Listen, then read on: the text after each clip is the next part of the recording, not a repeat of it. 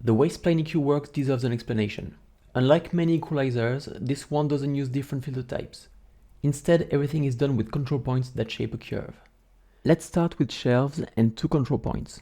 I delete control points by double-clicking on them, and I create new ones by double-clicking where I want them to appear. To do a shelf, I move my control points where I want the transition of my shelf to start and end. So if I want a low-pass shelf, I put the one on the left higher than the one on the right. I do the opposite for a high-pass shelf. For an abrupt transition, I move them closer together. And if instead of a shelf I want a cut filter, I can move the lower control point to a gain of minus infinite. I don't know why other equalizers don't go to minus infinite, but this one does. With two control points, we can also do a flat tilt. Again, we put our points where it should start and end, but this time we'll adjust the slope of each to keep it flat. And we do this by making each handle point straight to the other yellow control, which gives us a flat tilted line. For any other type of filter, we'll probably need more controls. We can do something like a bell or a peak filter. Again, we have 2 points to set the start and end, but this time these two have the same gain, and then one in the middle with a different gain. I've seen people try to do this with only 2 controls using slopes to make the shape they want, but that's not a good idea. You can use a 4th control to boost or cut a band, but I think that by now you get the idea. The equalization curve goes through your yellow dots at any given angle, and with this you can create pretty much anything.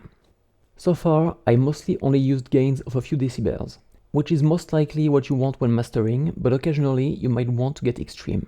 So you can zoom and put points at gains from minus infinite, which means complete silence, to plus 60 decibel, which means 1,000 times louder. Of course, being able to boost anything by 1,000 times can be dangerous for your ears. So when I get tired of hurting myself on a daily basis, I added the limiter. When the output sound is over the given threshold in decibels, it suddenly lowers the output volume and keeps it there for a few seconds, and the control lights up to tell you it's doing some limiting. So first, while you work on the curves, you should set it to something safe for you. But then, when you're done with adjusting everything, you should remember to raise it, or at least make sure it never lights up, because you don't want any accidental lowering of the volume. Now, it's one thing to be able to create any curve you want, but it's another to have the convenient tools to transform that curve in practical and cool ways. For this, I have 3 simple effects.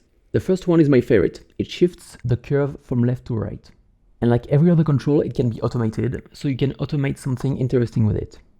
There's the overall gain, which shifts the whole curve up and down, nothing special.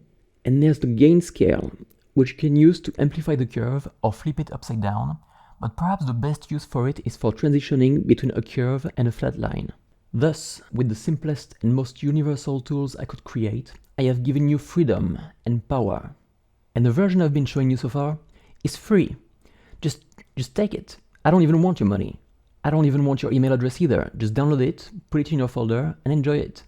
But if you do insist on sending me money, there's another version I sell for $29 that gives you up to 60 controls instead of 4, which is great for getting creative, and a feature to load and save presets in a way that can be edited with a text editor. I left the most technical explanation for last. It's about what I call resolution. The curve you create has to be turned into a finite impulse response, like this one. And as the name implies, it's finite. So it has to be given a finite duration. That's what the resolution control does. It defines the length of the impulse response. If you change its value, you might notice that mostly in the low frequencies, the higher the resolution, the less the actual frequency response of your filter, represented by a dashed curve, differs from your curve. Many people think that means better sound quality, but actually it's the opposite. A neutral finite impulse response is one that only contains one sample. It would have perfect sound quality, but it wouldn't do any filtering. It would be the equivalent of setting this resolution control to 0.001. So setting the resolution to something extremely low doesn't impair the sound quality. But the lower it is, the less resolution your actual frequency response will have, which means you won't get quite the kinds of boots and cuts you want. But if you increase the resolution, the more faithful frequency response is achieved by having longer ringing. People call this pre-ringing and post-ringing. more faithful sharp changes in the curve will give your sound that ringing.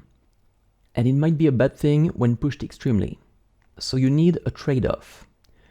You need enough resolution to do the adjustments you want, but if you still see a dashed curve, then increasing the resolution will add more ringing. I recommend keeping the default resolution of 1 and probably going no further than 2 or 3.